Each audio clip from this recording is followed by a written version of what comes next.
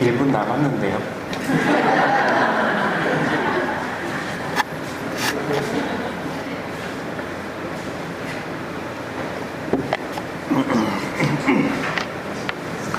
안녕하세요.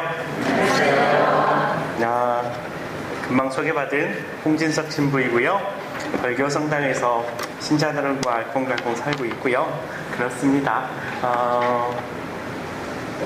왜 떨리죠? 되게 많이 떨리네요. 봐주세요. 제가 강의 경험이 별로 없어요. 강의 경험이 별로 없어서 사람들 앞에서 많이 떨어요. 그래서 제가 하다가 잠깐 멈추거나 이러면 제가 또 떨고 있구나 하고 한 번씩 봐주시면 되겠습니다. 예, 더 떨리는 이유가 있네요. 아는 얼굴이 있으세요? 잘 지내셨어요? 예, 아무튼 떨립니다. 봐주십시오. 우리가 성당에 다니는 사람인 만큼 기도로 시작해야 되겠죠. 공손 요한성당 신자들은 니체아 콘스탄티노플 신경 정도 외우고 계시죠? 걱정하지 마세요. 저도 못 외워요. 그냥 주님의 기도할게요. 성부와 성자와 성령의 이름으로 아멘. 하늘에 계신 우리 아버지, 아버지의 이름이 거룩히 인하시며 아버지의 나라가 오시며 아버지의 뜻이 하늘에서와 같이 땅에서도 이루어지소서. 오늘 저희에게 일용할 양식을 주시고 저희에게 잘못한 일을 저희가 용서하오니 저희 죄를 용서하시고 저희를 유혹에 빠지지 않게 하시고 악에서 구하소서. 아멘. 예, 강의를 시작해 보겠습니다. 예, 몇 번째죠, 제가? 5번째. 뭐뭐 하셨어요? 우선 사회계열이 전반에 대해서 하셨을 거고요. 그리고 뭐 하셨을까? 노동 문제. 예. 또 역사적 배경. 다 하셨네. 그러면 사회교리가 언제 태동됐고 이런 얘기도 다 들으셨죠? 예, 그래서 굳이 그거는 좀 빼도록 할게요. 새로운 사태의 이야기 들으셨을 것이고, 그 당시에 사회적 배경이 어쨌다 이런 얘기 들으셨죠? 예, 들었을 거라고 우선 생각을 하고요. 사회교리를 왜 배워야 되는가에 대해서 제가 심각하게 고민을 좀 해봤어요. 고백을 하자면요, 제가 신학교 때 사회교리라는 것을 배워보지 못했습니다. 제가 신학교 다닐 때는 사회교리가 없었거든요. 그래서 사회교리에 대해서 잘 몰라요. 그런데다가 사회교리를 공부하려니까 왜 사회교리를 공부해야지 하는 생각이 드는 거예요. 왜 그랬냐면 우리 성당장이잖아요. 하느님 믿는 사람들이잖아요. 우리가 추구하는 바는 뭐예요? 하늘나라지. 하늘나라 아니세요? 설마 재산을 많이 모으는 거? 아니시죠? 하늘나라를 추구하잖아요. 그러면 하늘나라를 추구하면 하느님 나라에 대해서 생각해야 될 건데 왜 굳이 사회에 대한 이야기를 해야 되는가라는 생각을 좀 해봤습니다. 그러다가요, 예전에 있었던 일이 생각나더라고요. 제가 신학교 다닐 때 인간학이라는 것을 배웠거든요. 좀 생뚱맞다, 그 당시에 생뚱맞다라는 생각을 했습니다. 주로 우리가 배우는 게 성경이고 또 신학이죠. 형이상학적인 이야기들을 좀 하는데 인간학이라는 것은 형이하학적인 이야기가 아닌가라고 생각이 들어서 좀 생뚱맞은 거 아닌가 그렇게 생각을 했었는데요. 인간학을 첫 시간에 신부님 강의하시면서 처음에 그런 얘기 하시더라고요. 하느님과 관계 맺는 존재는 유일하게 인간입니다. 하느님에게 대해서 질문한다라는 것은 결국 하느님과 관계를 맺고 있는 인간에 대해서 질문을 하는 것입니다. 그러니 인간에 대해서 잘 탐구하면 결국 하느님에 대해서 잘 알 수 있습니다 라고 이야기를 하시더라고요. 그리고 거기에 맞춰서 조금 더 사회교리와 맞춰보자면 인간이 사는 곳은 바로 이 세상이네요. 조금 더 정확하게 말해보면 사회라고 말씀드릴 수 있는 것이죠. 이 사회 안에서 인간들을 통해서 하느님께서 원하시는 바가 무엇인지 탐구해 나아가는 것, 그것이 사회교리가 아닐까라고 혼자 개인적으로 좀 생각을 해봤습니다.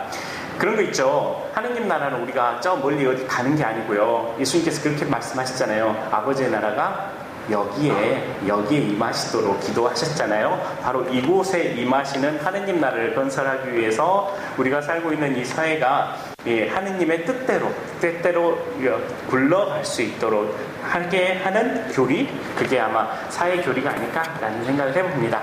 오늘 제가 맡아야 되는 부분은 뭐냐면요, 사회 교리의 원리들이에요. 사회 교리의 원리들이 공동선이라는 것이 있고요, 연대성과 보조성의 원리라는 것이 있습니다. 그런데 이 세 가지 원리의 가장 바탕이 되는 것은 인간의 존엄성이라고 말할 수 있을 것입니다. 가장 기본이 되고 가장 바탕이 되는 것이 인간의 존엄성입니다. 호흡을 좀 가라앉히고요. 인간은 존엄하죠. 왜 존엄하대요? 예? 그냥 다 아셔요. 하느님의 모상이니까 존엄하죠. 예. 우리와 닮은 사람을 창조하자라고 성경에 나와 있어요. 하느님을 닮은 모습인 것이죠. 그래서 우리를 하느님의 모상이라고 합니다. 인간을 창조할 때요, 다른 창조물과 좀 다른 부분이 한 가지 있는 거 혹시 아세요? 다른 창조물들은요, 창세기를 보면은 있어라 하니까 있었어요. 그죠? 말씀으로 있어라 하니까 있었어요. 근데 인간을 창조할 때는 조금 특별한 과정이 있게 됩니다. 뭐냐면 빚으셨죠. 하느님의 노동이 들어갔습니다. 그리고 또 한 가지는 하느님의 숨결이 인간에게 부어졌지요. 그래서 인간은 다른 창조물과 다르게 존엄함을 가지고 있습니다. 이 존엄함은 인간이 태어나서 나중에 열심히 노력해서 획득하는 것이 아니고 태어나는 그 순간부터 하느님에게 부여된 자연법에 속한다라고 말할 수 있을 것입니다. 그 말은 이제 응애하고 태어나는 갓난 아기부터, 태아부터, 아니 엄마 뱃속에 있는 아이부터 이 세상을 잘 살아가시고 이제 하느님 품으로 가실 그 순간에 있는 사람들까지 모두가 똑같이 존엄함을 가지고 있다라고 말씀드릴 수 있는 것이죠. 바로 이것이 바로 인간의 존엄함이라고 말할 수 있을 것입니다. 인간은 존엄합니다. 인간은 존엄하다라는 것은 인간은 수단이 될 수 없다라는 것이죠. 자기 자신의 발전과 완성을 위해서 자기가 자신을 희생할 수는 있지만 다른 사람의 발전과 완성을 위해서 타인을 이용할 수는 없다라는 것이죠. 인간은 존엄하기 때문에 그렇습니다. 인간은 그 자체로 목적이 되는 것입니다. 인간이 존엄하다라고 선포가 됩니다. 근데요, 인간이 존엄하다고 선포가 됐다고 해서, 그리고 또 하느님의 모상이라고 해서 창조 당시에 다른 창조물과 다르다고 해서 진짜 존엄해요? 다 존엄해요? 예, 대답 안 하실 줄 알았어요. 모두 존엄해요. 모두 존엄한데요, 살다 보면 존엄 안 할 것 같은 사람들 만나본 적 없으세요? 저분에게서 어떠한 존엄성을 발견할 수 있을까라고 생각해 본 적 없으세요? 아마 어쩌면 이 마음속에 있긴 한데 인정하기 싫어서 말 못할 거예요. 아니, 존엄하니까 하면서 인정은 하지만 말 못하는 분들이 있어요. 제가 그냥 속 시원하게 말할게요. 길 가다가 그냥 길거리에 앉아있는 분들 있죠. 이 더위에 땀 찔찔 흘리고 냄새 많이 나고요. 얼굴 까맣고요. 그리고 막 거린이신 분들, 이분들에게 존엄함을 느끼십니까? 광주에서는 별로 없는 것 같은데 서울 가면은요, 지하철 뭐 이런 데 많이 있어요. 많이 계셔요. 그런 분들에게 존엄함을 느낄 수 있을까요? 느끼신다면 봉선 요한성당 신자분들은 성인들이십니다. 저는 그 존엄함을 잘 느끼지 못하겠더라고요. 선언적이고 자연법에 속하는 그 존엄함이 그분들에게 분명히 있을 텐데 그 존엄함을 느끼지 못하는 이유가 있습니다. 왜냐하면 인간이 존엄함을 하기 위해서는 충족돼야 되는 것이 있기 때문입니다. 그게 뭐냐면 바로 인권이라는 것이죠. 인간의 권리라는 것이 충족되었을 때 우리는 인간에게 존엄함을 느낄 수가 있습니다. 잘 알아들으세요. 인권을 잘 충족하지 못한다고 해서, 인간의 권리를 잘 누리지 못한다고 해서 그분들이 존엄하지 않다는 얘기는 아니에요. 하지만 그 존엄함이라는 것은, 타고난 존엄함이라는 것은, 자연법에 속한 인간의 존엄함이라는 것은 지켜져야 된다라는 것이지요. 그리고 그 지켜지는 방법으로 인간의 권리를 지키는 것, 그것이 가장 좋은 방법이고 유일한 방법이라고 말할 수 있을 것입니다. 타고난 존엄함만으로는 부족하다라는 것이죠. 지켜내야 되고, 그 지키는 방법이 바로 인권, 인간의 권리라는 것입니다. 인권에 대해서 잠깐 이야기를 좀 해볼까 싶어요. 인권의 역사는 제가 잘 몰라요. 공부하는 것만 할게요. 인권에 대한 역사를 저보다 잘 아시는 분들이 분명히 계실 거라는 생각을 하지만 무시하고 그냥 제가 아는 것만 해보도록 하겠습니다. 인간의 권리, 인권에 대해서는 참 고귀한 단어이죠. 참 고귀한 단어인데요. 그 시작은 되게 세속적으로 시작을 했습니다. 언제 시작이 됐냐면요. 유럽에 대한 역사 있죠. 유럽 역사예요. 유럽 역사에서 왕정 국가였을 때예요. 왕정 국가, 왕과 봉신의 관계가 있었을 거 아니에요. 그래요. 여러분이 왕하고 제가 봉신할게요. 제가 봉신할게요. 제가 왕한테 가서 뭐 좀 해주십시오 할 거 아니에요. 그러면 왕이 기분 좋으면 해준다 할 거 아니에요. 근데 기분 나쁘면 안 해주겠죠. 안 해준 것뿐만 아니고요. 목숨이 위태로울 수도 있겠죠. 짐이 곧 법이다 한 사람도 있었잖아요. 목숨이 위태로울 수도 있었을 것이고, 그러한 관계들의 1000년 정도까지는 아마 있었을 거라는 생각을 합니다. 그러다가요, 이 봉신들이 성질이 난 거예요. 도대체 당신 성격 못돼 먹어서 같이 일 못 하겠어. 왜 그렇게 쥐었다 놨다 하고 왜 그렇게 변덕이 심해요? 그러지 맙시다. 우리의 권리를 좀 지켜주십시오. 우리의 권리를 지켜주지 않는다면 당신과 일 못 해먹겠습니다 라고 성질을 좀 냈어요. 그랬더니 왕이 그래 그러면 이 정도는 해줄게 하고 조금씩 내어놓게 됩니다. 자신이 왕이 움켜쥐고 있었던 권리를 봉신들에게 조금씩 내어주게 되는 것이죠. 이것이 인간의 권리의 처음의 시작입니다. 되게 웃기죠. 지금 우리 인권이라고 생각하면 되게 고귀하게 생각하는데, 그 당시 처음 시작은 그거였어요. 서로 밀고 당기기, 요즘 말로 밀당하면서 생겼던 것이 바로 권리에 관한 이야기들입니다. 그것이 계속해서 역사적으로 비슷한 맥락으로 띄게 돼요. 그 당시에 주된 세력과 또 신흥 세력이 맞붙게 되잖아요. 그러면 신흥 세력이 주 세력에게 이것 좀 내놔 저것 좀 내놔 이렇게 하게 되다가, 신흥 세력이 힘을 잃게 되면 그거 안 내놓게 되고요. 신흥 세력이 힘이 조금 더 생기게 되면 점점 그 권리가 더 많이 생기게 되는 것, 이것이 권리의 시작이라고 말할 수 있을 것입니다. 그 인권이요, 이제 현대적인 의미에서 처음 이야기가 된 것이 언제냐면 1639년에 영국의 권리장전이라는 곳에서 현대적인 의미에서 인권이 처음 이야기가 되고 있습니다. 저 한 가지 물어볼 거 있는데요. 저 말 빨라요? 그죠? 제가 긴장하면 말 빨라져요. 긴장하고 있구나 그렇게 생각하시고요. 너무 빠르면 손을 들어주십시오. 그럼 제가 좀 천천히 하도록 하겠습니다. 자, 인권의 현대적인 의미는 1639년에 영국의 권리장전이라는 곳에서 처음 등장하게 됩니다. 그러다가요, 1776년에 미국 버지니아 권리장전이라는 것이 있네요. 여기에서 조금씩 더 발전되어 나가고요. 정말 역사적인 사건이 하나 있었죠. 1789년도에 프랑스에서 대혁명이라는 것이 생겼고요. 인간과 시민의 권리, 정말 중요한 단어가 등장을 하게 됩니다. 시민의 권리가 선포가 됩니다. 그리고 오늘날 인권의 가장 큰 역할을 하는 1948년 세계 인권 선언문이라는 것이 생기게 되는 것입니다. 이렇게 교회 바깥의 인권에 대한 이야기는 이런 역사로 흘러가고 있었습니다. 교회 내에서는 어땠을까요? 인권 좋은 말이잖아요. 인권 좋은 말이니까 물론 교회에서 말했겠죠. 했을 거예요. 근데 죄송한데 안 했어요. 죄송한데 인권에 대해서 교회는 이야기하지 않았습니다. 19세기까지는요, 교회는 인권에 대해서 무시했어요. 왠지 아세요? 교회는 누구 거예요? 교회 누구 거예요? 주임신부님 거 아니에요.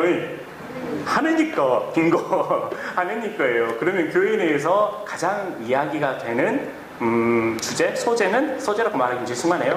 하느님이셨던 것이죠. 인간이 주되게 이야기되지 않았다라는 것입니다. 그래서 인권에 대한 이야기들을 하지 않은 것이죠. 정말 놀랍게도요, 교황 레오 13세라는 분이 계셔요. 이분이 어떤 분이시냐면요, 사회교리 회칙 처음 모태가 되었던 새로운 사태.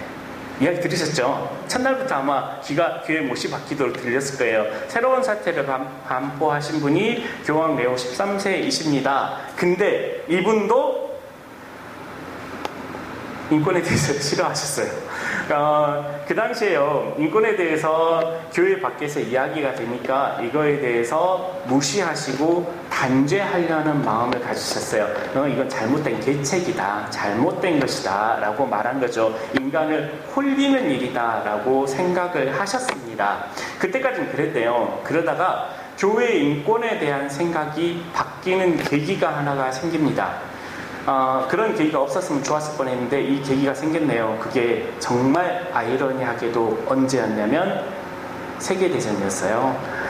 특별히 2차 세계대전이 중에 교회 인권에 대한 생각이 바뀐 것이죠. 2차 세계대전에 정말 너무 많은 사람들이 돌아가셨잖아요. 그 돌아가신 분들이 이렇게 말하면 좀 죄송합니다만 사람으로 느껴지지 않았을 거예요. 고귀하게 느껴지지 않았겠죠.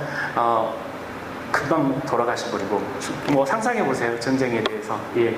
그렇게 인간이 너무 하찮게 느껴진 것이지요.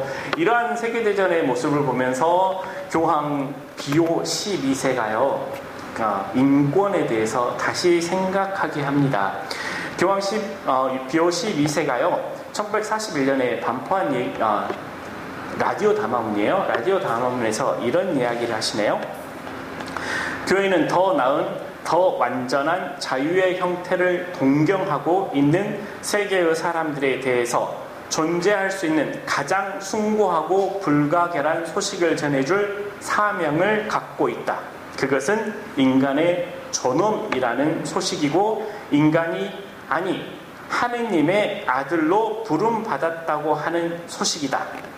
유감스럽게도 이 존엄이 짓밟혀지고 있는 이 시대에 이 소식이야말로 베들레헴의 예수 탄생으로부터 지상의 종말까지 만인의 귀에 메아리 치는 힘찬 부르짖음이다 라고 라디오 담화문에서 이야기를 하고 계십니다. 그냥 인간이라고 표현하지 않으셨고요, 하느님의 아들이라고 말해주고 있습니다. 하느님의 아들로, 자녀로 부름받았다라고 이야기하는 것이죠. 여기서 나온 하느님의 아들은 예수 그리스도를 이야기하는 것이 아니에요. 부름받은 인간들을 이야기하는 것이고, 그 인간들의 존엄함이 그처럼 크다라고 이야기하시는 것입니다. 교황 비오 12세 때부터 인간의 권리, 인권에 대해서, 인간의 존엄성에 대해서 교회가 이야기하기 시작합니다. 그리고 교회에서 인권 선언문이라고 말할 수 있는 회칙 지상의 평화가 교황 요한 23세에 의해서 반포가 됩니다. 점점 교회 내에서 인권이 이야기되고 있는 것이죠. 그리고 사목헌장에서도 인권에 대해서 좀 더 구체적으로 이야기하고 있고, 사목헌장에서 담고 있는 내용은 세계 인권 선언문에서 이야기하고 있는 인간의 권리에 대해서 그 대부분을 인정하고 담고 있습니다. 그리고 종교 간의 대화라는 부분에서는 심지어는 인간의 권리에서 뭐까지 포함하고 있냐면 종교의 자유까지도 포함하고 있는 것입니다. 교회가 인권에 대해서 점점 문을 열다가 크게 열어젖힌 사건이라고 말할 수 있겠지요. 그러면 인권이 무엇일까? 인권에 대해서 이야기하면 참 많이 말할 수 있겠는데요. 교회 내에서 인권은 이렇게 말하고 있습니다. 인권의 특성은 첫 번째, 인권은 보편적입니다. 저만 인권이 있을까요? 주임 신부님만 인권 계셔. 주임 신부님 계셔야지 욕 좀 하는데 안 계시나? 아쉽다. 주임 신부님만 인권이 있는 게 아니에요. 모든 사람에게 앞에서 말씀드렸듯이 응애하고 태어난 그 순간부터 죽는 그날까지 인간의 권리는 모두에게 주어지는 것이죠. 그래서 보편적이라고 말할 수 있을 것입니다. 그리고 앞에서 말씀드렸듯이 인권은 인간의 존엄성은 자기가 획득한 것이 아니라고 말씀드렸어요. 하느님에게서 부여받은 자연법에 속하는 것입니다. 그러니 인간의 권리, 인권은 어느 누구에게도 침해받을 수가 없고 침해당할 수 없고 존중받아야 되는 일입니다. 존중받아야 되는 일이 선택사항이 아니고 의무인 것이죠. 여러분이 힘이 세다고 해서 힘이 약한 사람의 인권을 짓누를 권한이 있다고요? 아니요, 없다라는 것이에요. 존중해야 되는 것은 의무입니다. 엄마들, 자녀들의 인권을 짓밟지 말아주십시오. 예, 농담입니다. 그리고 인권은 양도할 수 없어요. 내가 획득했으니까 내 거니까 남에게 줄 수 있는 거 아니잖아요. 하나님께서 우리에게 부여해 주신 일입니다. 그래서 인권은 양도될 수가 없습니다. 그러니 희생을 강요하는 것 역시나 불가능하다고 말할 수 있습니다. 그리고 인권은요, 부분적으로만 수호될 수 있는 것도 아닙니다. 전체적인 인권이 수호되어야 될 것입니다. 저는 참 영화를 좋아하는데요. 영화 참 좋아하는데 그 살아오면서 봤던 영화 중에 가장 인상 깊었던 영화 중에 하나가 아름다운 청년 전태일 보셨어요? 예, 그 영화 봤는데요. 그 영화에서 참 가슴 치면서 보는 장면들이 몇몇 있었어요. 그 중에 하나가 재봉틀에서 열심히 일하고 있는데요. 임금도 잘 안 주고 그러다가 성질나서 파업 비슷한 걸 하잖아요. 그랬더니 사장이라는 사람이 사장 아니고 밑에 중간 간부쯤 됐던 것 같아요. 제 기억을 빌려보자면 그 중간 간부쯤 됐던 사람이 그런 얘기예요. 야, 니네를 지금 참으면 나중에 자동차도 굴리고 집도 사고 막 이런 식의 얘기를 해요. 지금 인권을 참으란 얘기죠. 나중을 위해서. 근데 이게 가능하냐고요? 지금의 인권을 참아서 나중에 더 큰 부를 누려라. 이 말은 불가능하다라는 것입니다. 부분적인 인권 수호는 인권을 인정하지 않는 것이지요. 예, 이것이 바로 인권의 특성이라고 말할 수 있을 것입니다. 인권은 보편적이고 침해당할 수 없고 양도할 수 없고 부분적으로만 수호할 수도 없는 것입니다. 요한 바오로 2세께서요 100주년이라는 회칙을 반포를 하셨는데요. 거기에서 인권은 이렇게 얘기하고 있습니다. 첫 번째는요, 생명이 잉태된 후부터 모체 안에서 발육할 수 있는 권리와 밀접하게 연결되는 생명에 대한 권리에 대해서 이야기하고 있습니다. 이 말은 뭔 말이에요? 엄마 뱃속에 있는 태아도 권리가 있다라는 것입니다. 이미 태아도 인간이고 인권을 가지고 있다라는 것이죠. 또 일치된 가정에서 그리고 인격의 발전에 적합한 장소에서 살 권리가 있다라는 것입니다. 이것은요, 좀 이따 나중에 후에 이야기 잠깐 되겠지만 부모들의 의무와 결부된 이야기겠죠. 요즘 대한민국 사회에서 안타까운 일들 많죠. 아이들에 대한 안타까운 일들, 그 귀한 아이들에 대한 권리를 침해하는 일입니다. 침해당하지 말아야 되는 권리가 침해된 것이지요. 또 세 번째는 진리 추구와 인식을 통하여 자신의 지성과 자유를 발전시킬 권리를 가지고 있습니다. 애들에게 말해주세요. 학생들에게. 야, 그건 니들 권리단다. 공부 열심히 해라. 이렇게 말하세요. 그러면 인권 침해한 것일 수도 있습니다. 예, 잘 생각하십시오. 네 번째는요, 지상의 물질 재화를 올바르게 취득하여 자신과 식구들의 생계를 유지하기 위하여 노동할 권리입니다. 19세기 말 20세기 초에 그 산업화가 계속되면서 노동자들이 많이 힘들었죠. 도시로 노동자들이 집중되고 그 노동자들이 인간으로 대우받는 것이 아니고 무슨 부품의 일부처럼 대우받고 소외되어 있었습니다. 그래서 노동할 권리에 대해서 이야기를 해 주시는 것이지요. 소품처럼 전락이 됐다는 것은 대체될 수 있다는 거예요. 그리고 대체될 수 있다는 것은 남는 인원들이 있었다는 것이죠. 그 남는 인원들은 노동할 권리를 빼앗겨 버린 것입니다. 이 권리를 되찾아 주어야 된다라고 이야기하는 것입니다. 그리고 이것은 오늘날 대한민국 상황에서 가장 적합하게 들어맞는 권리라고도 말할 수 있을 것입니다.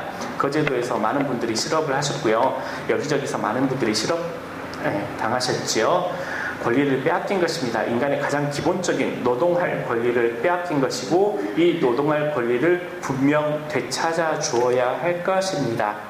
다섯 번째는요, 자유롭게 가정을 이루고 책임있는 성생활을 함으로써 자녀를 낳고 기를 권리가 있다라고 이야기합니다. 자녀들에게 말해주세요. 시집장가간 자녀들에게 자녀 낳는 거 권리다. 권리를 놓지 마라 라고 이야기해 주십시오. 가정을 이룰 권리를 되찾아야 된다. 이렇게 말씀하시면 되겠습니다. 인간의 권리, 바로 그것이 가장 기본적으로 가져야 되는 것이죠. 근데 이 권리는요, 권리로만 끝나는 것은 아닙니다. 권리는 바로 무엇을 낳냐면요, 의무를 낳게 됩니다. 무슨 말이냐면요, 내가 권리가 있어요. 그러면 내가 죽을 것 같이 싫어하는 사람은 어때요? 권리 없어요? 한 공간에서 같이 숨 쉬는 것도 싫은 사람들 있죠.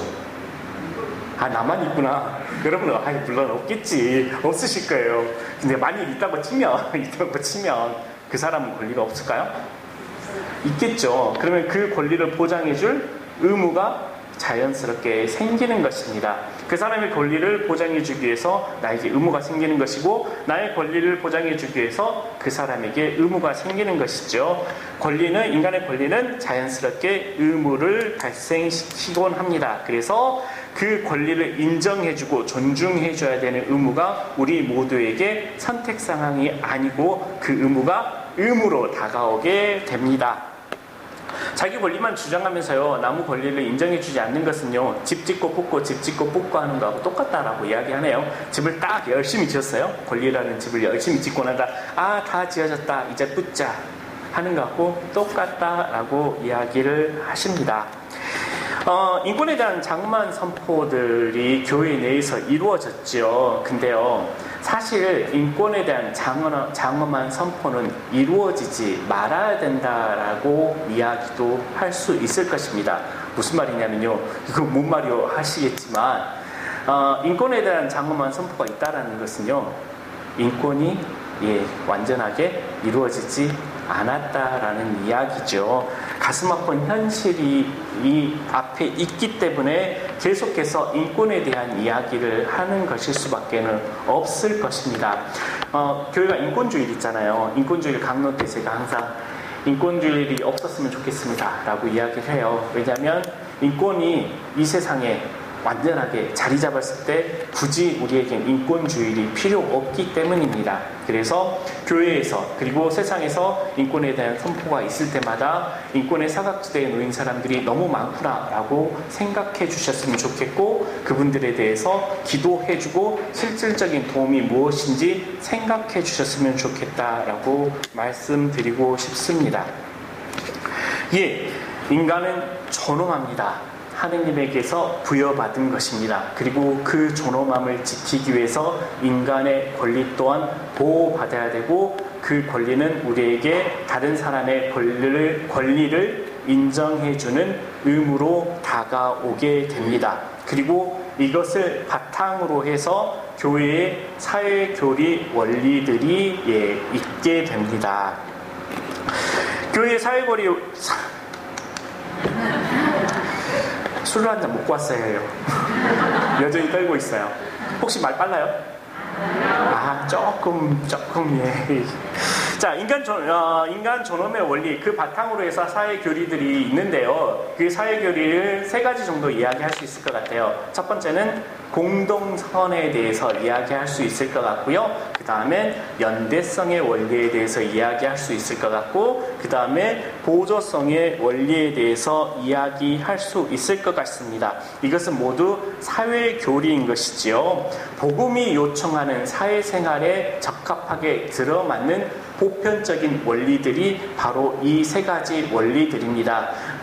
더 정확하게 말하면 인간 존중과 함께 네 가지 원리라고 말할 수 있겠죠. 이것이 보편적이라고 말씀드린 것은 지금 이 세대에 한정적으로 지금만 유효한 것이 아니고 항상 인간의 사회가 존재하는 그날까지, 공심판이 있는 그날까지 유효한 것입니다. 그리고 우리에게만 유효한 거 아니고 유럽 사람들에게만 유효한 것이 아니고 사람들이 있는 그곳에, 사회가 형성되어 있는 그곳에서는 항상 유효하다는 의미에서 이 원리들은 보편적인 원리라고 말할 수 있을 것입니다. 가장 일반적이고 기본적인 원리들이라고 말할 수 있지요. 그러면 공동선의 원리에 대해서 이야기를 좀 해볼까 싶습니다.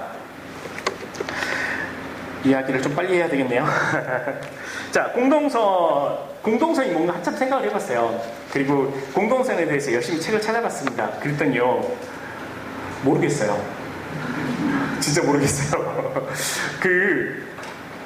공동선 하면 알 것 같으시죠? 알 것 같으면서 알 것 같아요. 이거일 것 같아요. 이거일 것 같은 느낌은 있는데 딱히 잡히지가 않아요. 그래서 책을 열심히 봤어요. 열심히 봤는데도 안 잡히더라고요. 그래서 제가 생각을 했죠. 결론을 내렸어요. 내가 미련하구나. 책을 봤는데 왜 안 잡히지? 했는데 그 미련하구나라는 결론을 뒤엎을 만한 글을 찾아냈습니다. 어디서 찾아냈냐면요, 카톨릭 대사전에서 찾아냈어요. 규정하기 어렵대요.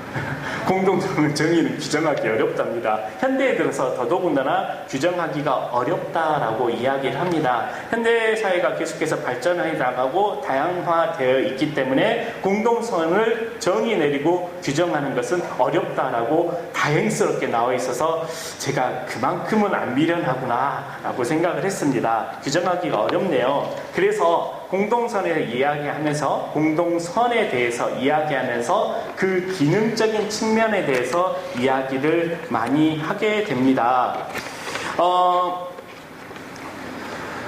교황 요한 23세에 대해서 이야기 아까 드렸는데요. 이분이 어머니와 스승이라는 회칙을 반포하셨는데요. 거기에서 공동선을 뭐라고 이야기하고 있냐면요, 인간이 자기 자신의 완성을 더욱 충만하게, 더욱더 자유롭게 추구할 수 있는 사회생활의 모든 조건들을 포함하고 있다라고 이야기하십니다. 정이 안 갔죠? 예, 정이 안 같아요. 이거를 발견하면서 좋았다 했는데 정의는 아니더라고요. 기능적인 측면인 것 같아요. 결국 인간이 더 선할 수 있도록, 인간이 더 도덕적일 수 있도록, 인간이 더 완성될 수 있도록 하는 사회적인 조건의 집합들, 이것을 공동선이라고 우선은 말해주고 있습니다. 사회생활 조건의 총화라고 가르쳐주고 있는 것이죠. 하지만 그것만은 아니라는 것입니다. 한 인간이 더 도덕적이 되기 위한 사회적인 조건만을 공동선이라고 이야기하지 않습니다. 인간이 도덕적이 될 수 있죠. 돼야 되죠. 인간은 더 완성되겠죠. 돼야 되죠. 지금보다 훨씬 더 완성될 수 있죠. 한 인간이 그렇게 될 수 있는 것처럼 인간이 함께 살아가는 이 사회도 그렇게 될 수 있다라는 거죠. 실질적으로 공동선이라는 것은 한 사회가 더 도덕적이 되어가는 것을 이야기하기도 합니다. 그래서 이 사회가 그냥 사람들의 모이는 집단에 이름 붙여져 있는 것이 아니고 사회를 하나의 유기체로 보는 시각도 있는 것이죠. 그래서 사회가 좀 더 도덕적으로 완성되어 가는 것, 이것을 공동선이라고 이야기도 합니다. 하지만 이것만으로는 불충분한 것 같아요. 그래서 혼자 열심히 생각해 봤습니다. 우리 봉선 요한성당 신자들이 어떻게 하면 공동선을 더 알아먹을 수 있을까, 더 잘 알아먹을 수 있을까 라고 생각을 해봤는데요. 그냥 저 혼자 이런 표현을 좀 써봤습니다. 그래서 빌용 표현이에요. 더불어 살아가는 사회를 만드는 거, 그게 공동선이 아닐까라고 생각해 봤습니다. 사람은요, 그 기본적으로 혼자 살아갈 수가 없잖아요. 혼자 살아갈 수 없고 함께 살아가야 됩니다. 함께 살아가야 된다는 것은 결국 이러저러한 갈등들도 있고 이러저러한 조정해야 되는 일도 있는 것이죠. 그러한 조정해 가는 과정 안에서 더불어 살아가고 서로의 선익을 위해서 선택할 수 있는 사회, 그것이 바로 공동선을 지향하는 사회라고 말할 수 있지 않을까요? 그래서 공동선이라는 것은 함께 더불어 살아가는 삶이라고 말할 수 있지 않을까 싶습니다. 어머니오 스승이라는 회칙의 219항에 이런 이야기가 있네요. 개별 인간이 필연적으로 모든 사회 제도의 토대이며 그 원인이요 목적이라는 것이다. 우리가 말하는 인간이란 그 본성상 사회적 존재이다 라고 이야기합니다. 인간은 사회적 존재이고 인간은 사회 안에서 살아갈 수 있는 것이고 이 사회의 토대는 개별 인간들이지만 개별 인간들이 함께 모여서 살아가는 곳이 이 사회이고 이 사회가 더불어 살아가는 것이 공동선이다, 이렇게 말할 수 있습니다. 여기서 한 가지 주의해야 되는 게 있어요. 뭐냐면 한 사회가 있죠. 한 사회가 있어요. 사회 안에 각각의 개인들이 있잖아요. 이 개인들이 모여있는 사회가 좋은 사회가 되기 위해서 어떤 것을 선택할 것인가에 대한 고민들을 좀 해봐야 된다는 것입니다. 무슨 말이냐면 이 사회가 추구하는 좋은 것과 그 사회 안에서 개인들이 추구하는 좋은 것이 상충됐을 때, 조금 다르게 말하면 이 사회가 추구하는 것이 그 사회 안에 있는 개인들에게 희생을 강요할 때 어떤 것을 선택할 것인가에 대한 고민들이 좀 돼야 된다는 것이죠. 그것이 공동선 안에서 가져야 되는 고민들입니다. 국민에게 이로운 것은 올바른 것이다 라고 말한 집단이 있었습니다. 옳은 말 같으세요? 국민에게 이로운 것은 올바른 것이다. 제가 잘난 척 하려고요. 이거 독일어거든요. 그래서 여기 와서 잘난 척을 해야지 하고 독일어를 막 외웠어요. 근데 앞에 나오니까 다 까먹었어요. 긴장해서. 이것은 옳지 않은 이야기입니다. 누가 한 얘기냐면요, 나치들이 한 얘기였어요. 독일 나치들이 독일 국민들을 이롭게 하기 위해서 전쟁 벌인 거잖아요. 국민들이 좋은 것은 올바른 것이다. 그래서 전쟁 벌였고 유대인들을 그렇게 많이 몰살했습니다. 국민들이 좋은 것은 올바른 것이 결코 아니라는 것이지요. 국민이라고 말하는 것은 그냥 집단을 표현한 것이죠. 사람들의 모임, 그 집단이 발전하기 위해서 희생을 강요할 수 있다는 것이 은연중에 이 말 안에 포함되어 있는 것입니다. 우리나라는 이런 일 없었을까요? 찾아보면 있었겠죠. 같은 얘기일지는 모르겠어요. 근데 그냥 혼자 번뜩 생각나는 일이 있더라고요. 대북 전단지 살포한 일이 있었죠. 풍선 날려서요. 그래서 사회적으로 문제가 좀 됐었죠. 뉴스를 보는데 깜짝 놀랐어요. 날리면서 거기에 있는 북쪽과 가까운 지역에 있는 사람들은 두려움에 뜰 거 아니에요. 다 보셨죠? 다 아시죠? 그래서 막 말렸어요. 그랬더니 살포했던 사람들이 두렵다고 하니까 그럼 죽어! 이러더라고요. 무슨 마음으로 그런 말을 했을까요? 풍선을 날린 사람들을 옹호할 마음은 전혀 없습니다만 그들 나름대로 이유는 있었겠죠? 이유는 있었을 것입니다. 아마 그들이 생각한 대의는 있었을지 모르겠습니다. 있었으니까 했겠죠. 다른 이유도 분명히 있었겠지만 있었으니까 했을 것입니다. 그리고 풍선을 날렸습니다. 근데 그 풍선을 날리는 행위가 각 개인들에게 심각한 두려움을 주고 행복을 추구할 수 있는 권리를 빼앗는다면 그것은 분명히 잘못된 일인 것이죠. 근데 그들은 풍선을 날렸던 그 사람들은 국민에게 좋은 것이다 라는 생각을 혹시 한 것은 아니었을까요? 하는 생각이 들더라고요. 또 한 가지 퍼뜩 생각나는 것은 요 근래에 가장 이슈가 된 일이었습니다. 뭔지 아시죠? 살그치. 저는 그것도 그런 맥락에서 좀 생각이 들더라고요. 우리 박근혜 대통령께서 열심히 고민을 했겠죠. 국방부에서도 열심히 고민을 했겠죠. 외교부에서도 고민을 했을 것입니다. 어떤 것이 좋은 것인지. 그래서 사드 배치가 좋은 것이라고 결론을 내렸겠죠. 그래서 사드 배치를 한답니다. 근데 성주 사람들은요, 심각하게 침해를 받고 있잖아요.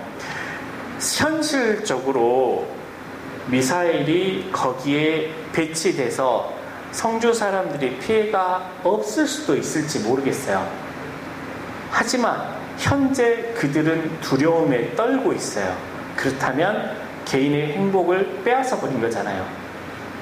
국민에게 좋은 것은 옳은 것이다 라는 것은 분명히 잘못된 일이고 나치들이 했던 일이고 오늘날 우리 안에도 있지 않을까 하고 잠깐 두려움에 떨어봤습니다.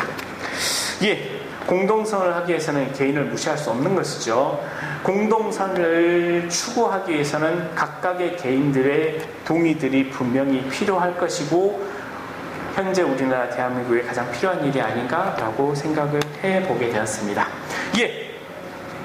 공동선은 여러 가지 동의어가 있어요. 교회 문헌 내에서도 공동선을 다른 말로 하기도 하네요. 그 동의어들을 이야기 드리자면 공동관심사라는 이야기를 하기도 하고요. 공동복지나 공동이익, 진보, 발전, 사회 발전에 따른 공동선 이런 이야기들로 이야기를 하고 있고 혼용해서 쓰기도 하고 같이 쓰기도 합니다. 하지만 공동선이 지닌 함축적인 의미에서 가장 좋은 의미는 이것입니다. 뭐냐면 재화의 보편적 목적은 직접적인 의미를 갖는다라고 이야기를 합니다. 무슨 말이냐면요, 재화의 분배, 이것이 바로 공동선이라는 것이죠. 성경에 이런 얘기가 있네요. 하나님께서는 땅과 그 안에 있는 모든 것을 모든 사람과 모든 민족에 나눠 주었다고요. 그것이 바로 재화의 올바른 분배를 이야기하는 것이죠. 그리고 이것이 공동선과 직접적으로 연결되는 의미라고 말할 수 있을 것입니다. 창조된 재화는요, 사랑을 동반하는 정의에 따라 공정하게 모든 사람들에게 돌아가야 된다라고 사목헌장 69항에서 이야기해 주고 있습니다. 이것이 바로 고전적인 의미에서 그리고 가장 직접적인 의미에서 공동선이라고 말할 수 있을 것입니다. 하느님께서는요, 온 인류에게 차별과 편애 없이 땅을 주시어 그 모든 구성원들이 생명을 유지하게 하셨다. 이것이 지상재화의 보편적 목적의 바탕이다라고 이야기합니다. 간추린 사회교리 가지고 계세요? 거기 172항과 173항에 이 부분에 있어서 가장 중요한 이야기를 해줬더라고요. 그래서 조금 길지만 전문을 읽어드릴게요. 지상재화의 사용에 대한 보편적인 권리는 재화의 보편적 목적의 원칙에 근거한다. 모든 사람은 충만한 자기 발전에 필요한 복지 수준을 누려야 한다. 재화의 공동사용권은 모든 윤리적, 사회적 질서의 제1원칙이고 그리스도교 사회교리의 특수한 원칙이다. 따라서 교회는 이 원칙의 성격과 특성을 열거해야 할 의무를 느낀다. 이 권리는 무엇보다도 인간 본성에 새겨져 있는 자연권이고 변화하는 역사적 상황과 결부된 실질적인 권리일 뿐만 아니라 천부의 권리이기도 하다. 이는 개개인과 모든 사람의 타고난 권리이고 재화에 대한 모든 인간적 개입과 모든 법적 체계, 모든 경제, 사회적 체계나 수단에 우선하는 권리이다. 사유재산권과 자유로운 상거래의 권리를 포함한 모든 권리는 이 원칙, 바로 재화의 보편적 목적에 종속되어야 한다. 이 권리들은 이러한 원칙들의 실현을 촉진하여야지 방해하여서는 결코 안 된다. 이런 권리들의 본 목적을 되찾아 주는 일이야말로 중대하고도 긴급한 사회적인 의무라 하겠다. 173항에는요. 재화의 보편적 목적의 원칙을 각기 다른 문화적, 사회적 상황에 따라 구체적으로 실천할 때 그 방법과 한도와 대상을 명확히 규정해야 한다. 재화의 보편적 목적과 이용이란 말은 각 개인이나 모든 사람이 만물을 마음대로 처분할 수 있다거나 또는 편리한 대로 이용하거나 소유할 수 있다는 의미가 아니다. 모든 사람이 지상재화를 사용할 권리를 가지고 태어난 것이 사실이라면 이 권리가 균등하고 질서 있게 행사되도록 하기 위해서는 국가적, 국제적 합의를 통하여 권리를 규제하는 개입과 법질서가 필요한 것도 사실이다 라고 이야기해 주고 있습니다. 예, 재화는 보편적으로 사용되어야 된다라는 것이죠. 여기서 잘 알아들으셔야 돼요. 사유재산을 부정하는 것은 아닙니다. 하지만 사유재산보다 우선하는 것이 재화의 보편적 사용이라는 것이죠. 이런 얘기 해주셨네요. 사유재산은 그것에 관한 구체적인 규정과 법 규범에 상관없이 본질적으로는 재화의 보편 목적의 원칙을 존중하는 도구에 불과하므로 결국 사유재산은 목적이 아니라 수단이다 라고 이야기해 주십니다. 내 것이 내 것만은 아니란 얘기예요. 내 것 갖고 내 마음대로 해서 된다 안 된다? 안 된다. 재화의 보편적인 목적에 상응하게 내 것을 사용해야 된다라는 이야기입니다. 잘 이해가 안 가시죠? 이해 가셔요? 이해 가실 거예요. 저는 이해하는데 한참 걸렸어요. 이 이야기를 들으면서 우리나라에 있었던 상황들이 어떤 일이 있었는가 생각을 좀 해봤어요. 그랬더니 퍼뜩 생각난 게요. 2009년에 있었던 일이 생각나더라고요. 2009년 1월 19일인가? 아마 그랬을 거예요. 용산에서 있었던 일이에요. 기억나시죠? 남일당이라는 건물에서 용산 사지구인가 아마 철거민들이 농성하다가 아까운 목숨들이 국가의 폭력에 의해서 희생된 사건이 있었습니다. 그 사건의 원인은요, 서울시가 용산 사지구를 재개발하는 것을 허용한 일이었죠. 근데 재개발하는 것을 허용한 것은 결국 그 주인들이 재개발하고 싶었던 거예요. 그리고 그 대기업들이 이제 관여를 좀 한 것이지요. 그래서 그 세대로 살았던 사람들이 나가라고 한 거예요. 정당하죠. 사유재산권을 행사한 겁니다. 근데 사유재산권을 행사하다 보니까요, 세대로 살았던 사람은 생존권이 위협을 당하게 된 것이지요. 겨울에 나가라겠어요. 이런 무자비한 일이 어디 있을까요? 겨울에 집도들도 없는데 나가라겠어요? 그거는 법으로 금지되어 있습니다만 강제성이 없어요. 겨울에 나가라겠습니다. 그리고 돈을 좀 줬네요. 보상을 좀 했어요. 근데 뭐 4개월치 얼마, 뭐 3개월치 뭐 얼마 해가지고 택도 없는 금액을 줬어요. 뭐 여기서 택도 없다라고 말하는 게 제 표현이고요. 그 돈을 가지고 다른 곳에 보금자리를 틀기에는 턱없이 부족한 돈을 주었던 것이죠. 그래서 그들은 남일당이라는 곳을 올라가서 그렇게 농성을 할 수밖에 없었던 것이고, 아까운 목숨들이 국가폭력에 의해서 희생을 당했습니다.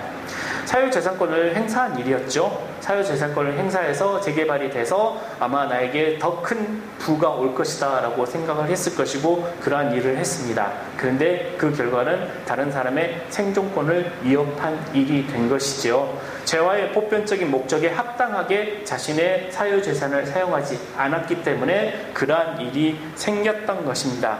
재화의 보편적인 목적은 모든 사람들이 행복하게 살 수 있도록 사용하는 것이었겠죠. 근데 나만을 위해서, 나의 욕심을 차리기 위해서 사유재산권을 행사하는 일은 금지된다라고 이야기합니다. 사유재산은 보편적인 재산을 사용하는 데 있어서 수단일 뿐이다라는 것을 잊지 마셨으면 좋겠습니다. 내 돈은 내 마음대로 한다? 아니요, 그럴 수 없다. 내 것은 내 마음대로 한다? 아니, 그러지 말아야 된다. 내 것은 공동선과 함께 사용되어야 된다. 아마 이것이 사회교류의 공동성의 원칙 중 하나가 아닐까라는 생각을 해봅니다. 재화의 보편적인 목적은요, 그 합법적인 소유자가 자기 재화를 사용하는 방식에 의무를 부과합니다. 의무를 부과해서 함께 사용할 수 있도록, 모든 사람들이 행복할 수 있도록 사용하는 것이 원칙입니다. 그리고 또 한 가지 의무는 그냥 방치해서는 안 된다라는 것이죠. 집에 금고 하나씩 다 있으시죠? 이만한 금고 있으시죠? 없어요? 5만원권으로 있으시죠? 없어요? 이건희는 있대요. 우리나라 재벌 사내 보유 유보금 2015년 말에 30대 재벌이 사내 유보금으로 가지고 있는 돈이 753조 6천억 원이 달한다고 합니다. 안 세봐서 몰라요. 셀라고 해도 못 셀 거예요. 너무 많아서. 근데 이 돈이 어떤 돈이냐면요. 어느 정도 큰 돈이냐면요. 5대 민생 과정을 해결하는데도 남마 도는 돈입니다. 5대 민생 과제가 뭐냐면요. 최저임금 1만원 실현하는데요. 요즘 얼마예요? 6천 얼마더라? 7천 원인가요? 모르겠어요. 죄송합니다. 최저임금을 안 받아서.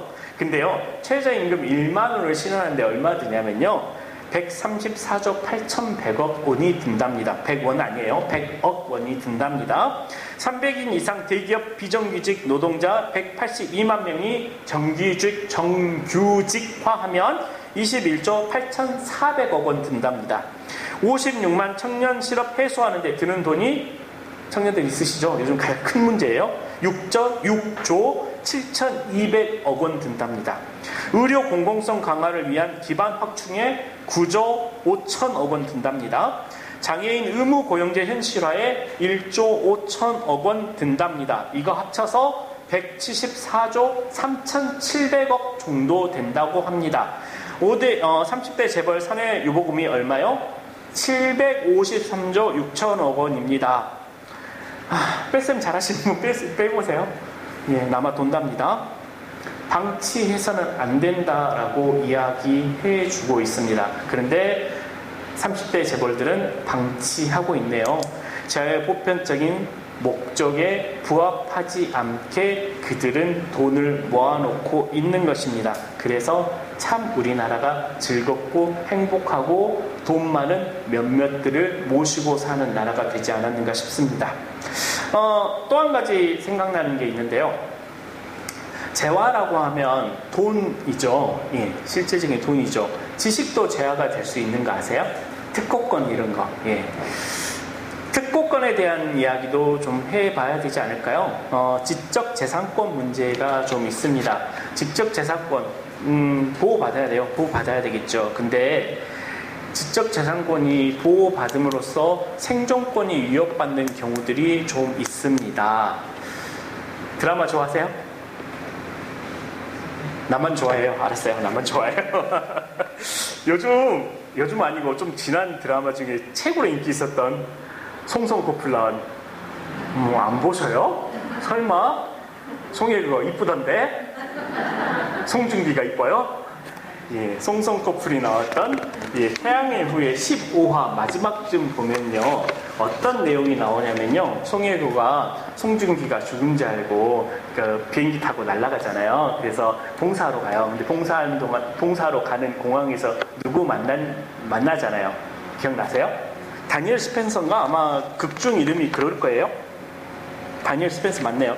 다니엘 스펜서가 극중에 두 사람이 만나요. 그래서 무슨 이야기 하냐면요.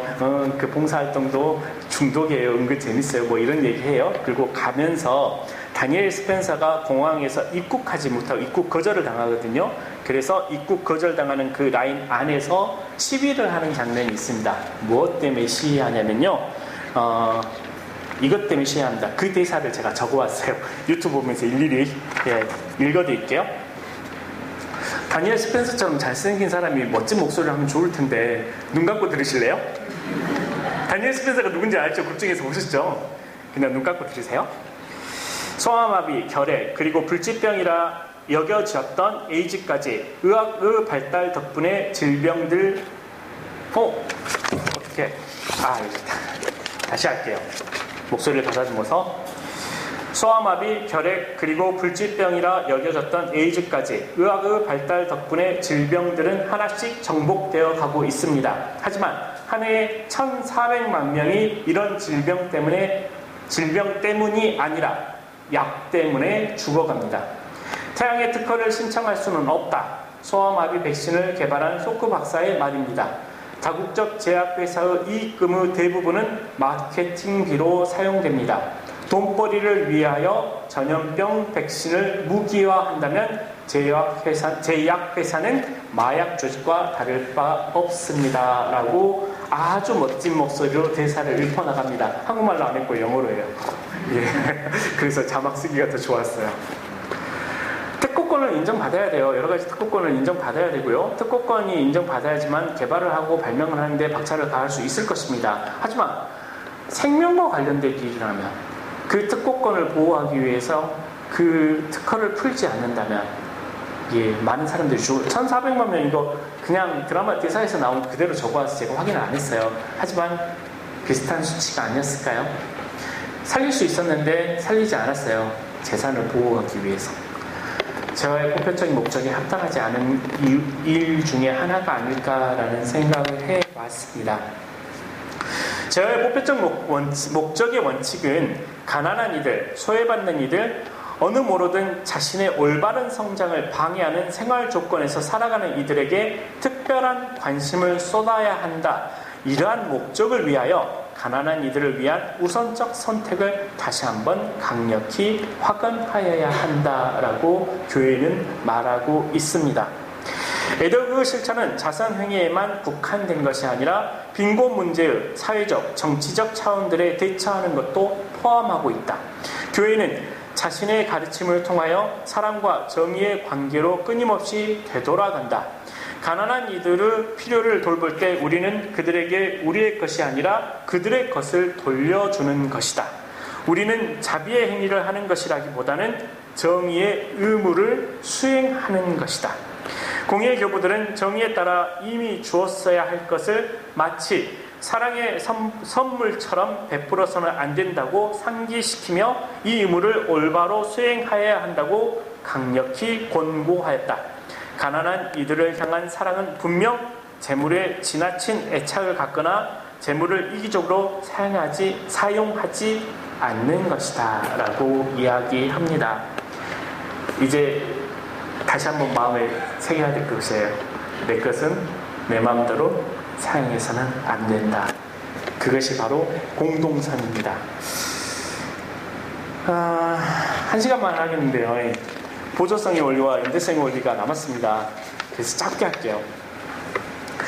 보조성의 원리가 사회교류 원리 중에 하나입니다. 아주 중요한 원리예요. 아마 이 얘기는 이야기 됐었을 거예요. 이미 되었을 거고 알고 계실 겁니다. 보조성의 원리는 뭐냐면요. 개인을 무시하지 말라는 거예요. 그리고 작은 단체를 무시하지 말라는 것입니다. 도울 일이 있으면 도와줘야 되지만 개인이 할 수 있는 일은 개인에게 맡겨주고 작은 단체가 할 수 있는 일은 작은 단체에게 맡겨주고 중간 단체가 할 수 있는 일은 중간 단체에게 맡겨줘야지 큰 단체가 작은 단체에 쓸데없이 관여하지 말라는 것이지요. 그 말은 국가가 개인에게 이래라 저래라 하지 마라, 쓸데없이 하지 마라 라는 것입니다. 꼭 필요한 때 할 수는 있지만 한정적으로 하라라는 이야기도 분명히 보조성의 원리에 들어가 있습니다. 결국 국가는 그리고 큰 단체는 작은 단체 아니면 각 개인의 보조적인 역할만 해야지 너무 크게 관여하게 되면 개인의 인권과 권리가 침해될 수 있고 단체들이 할 수 있는 기능을 마비시키고 그 기능이 마비되면 흡수되어 버릴 수밖에 없다라고 이야기하는 것입니다. 오늘날 대한민국 상황에서 보조성의 원리가 잘 지켜지고 있을까요? 저 잘 모르겠어요. 근데 그런 일이 좀 있네요. 지금 정권 아니고요. 그 전 정권 아니고요. 그 전 정권부터 시작돼서 광주뿐만 아니고 대한민국의 시민단체들의 힘을 잃어갔습니다. 힘이 잃어가게 됐어요. 왜 잃어가게 됐냐면요. 정부에서 보조금을 줬거든요. 돈을 줬어요.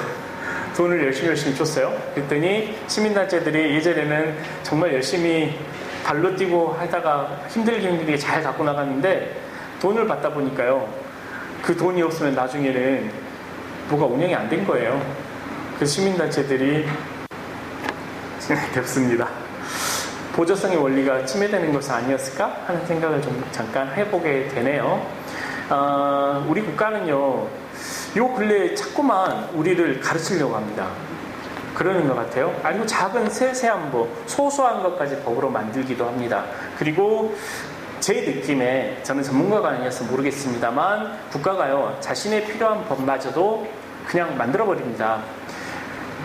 정부가 하려고 했는데 안 되니까 법을 뜯어 고치는 거죠. 그래서 국가가 법을 통해서 개인과 각 단체에게 강요를 하기 시작하는 것이죠. 그래서 보조성의 원리를 그러는 것 같아요. 그런데 안 했어요. 아직 이러지 마십시오. 보조성의 원리는 바로 그렇습니다. 보조성의 원리는 꼭 지켜져야 되는 것이죠. 개인의 발전과 각 작은 단체가 할 수 있는 일을 하게 만들어주는 것이 분명히 필요합니다. 그리고 여기에 필수 조건이 하나가 있어요. 뭐냐면 참여하는 일일 것입니다. 그냥 나 혼자만 있으면 아무 일도 안 되는 것이죠. 각각의 단체, 필요한 곳에서 참여하고 일을 했을 때 그 단체에서 할 수 있는 일이 행해지게 되는 것이고, 각각의 행할 수 있는 일이 행해졌을 때만이 이 사회가 올바르게 돌아갈 수 있는 것이죠. 근데 행해지지 않고 국가가 그냥 명령하는 형식을 취하게 되면 이 나라는 정확하게 뭐가 되냐고요? 군대가 되어버리게 됩니다. 군대에 살고 싶으세요? 군대 갔다 오신 분 한 분 더 군대 가고 싶으세요? 예, 여자분들이 가고 싶을지도 몰라요. 진짜 사나이 잘 안 보는 TV 프로그램인데 인기 있다 하더라고요. 하지만 보조성의 원리가 침해되고 없어지는 순간 우리나라는 군대가 될 수밖에 없다는 거 다시 한번 말씀드리고 싶습니다. 예, 신부님이 오셨기 때문에 연대성의 원리에 대해서 아주 짧게 말할게요. 연대성의 원리는요, 뭐냐면요, 좀 같이 좀 해야 되지 않겠어요? 혼자 다 할 수 있으세요? 못하겠죠. 작은 단체가 할 수 있는 일은 한정적이겠죠. 그럼 같이 협력해서 살아야죠. 근데 같이 협력해서 살아가는 것이요, 그냥 개인만일 수도 있지만 국가 간에도 같이 협력하면서 살아가야 된다는 것입니다. 이 세상에는요, 능력 있는 사람도 있고요, 능력 없는 사람도 있습니다. 이 세상에서는요, 돈이 많은 사람도 있고 돈이 적은 사람들도 있습니다. 이 세상에는 선진국도 있고 후진국도 있습니다. 하지만 이 모든 사람들이, 이 국가에 사는 모든 사람들이 잘 살아야 되는 건 사실이잖아요. 인간의 존엄성을 가지고 인권을 누려가면서 살아야 되는 것은 사실이잖아요. 그것은 의무입니다. 그냥 선택할 수 있는 일이 아니라는 것이죠. 그러면 어떻게 할 것인가? 서로 협력해 나가야 된다는 것입니다. 그것이 바로 연대성의 원리라고 말할 수 있을 것입니다. 그렇게 연대했을 때 서로가 서로에게 상승작용을 할 수 있을 것이고, 더 좋은 세상, 공동선이 있는 세상을 만들 수 있다는 것이 바로 연대성의 원리가 아닐까 싶습니다. 이 모든 원리들은 보편적인 원리들입니다. 그리고 이 세상이 좋은 세상이 되게 하기 위한 원리들이고, 좋은 세상이란 결국 우리가 추구하는 하느님 나라가 아닐까라는 생각을 해볼 수 있습니다. 사회교리는 정확하게 실천적인 교리입니다. 머릿속에 담아둘 교리가 아니라는 것이죠. 그 실천적 교리를 우리네 삶 안에서 실천해 나갔을 때 우리는 좀 더 좋은 세상, 하느님 나라에 가까운 세상에 살 수 있을 것입니다. 예, 이상으로 강의 마칠게요. 감사합니다.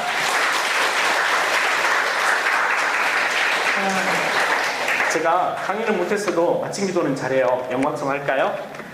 영광이 성부와 성자와 성령께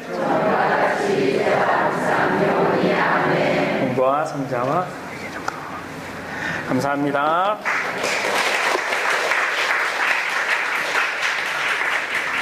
나도 12분 해야지.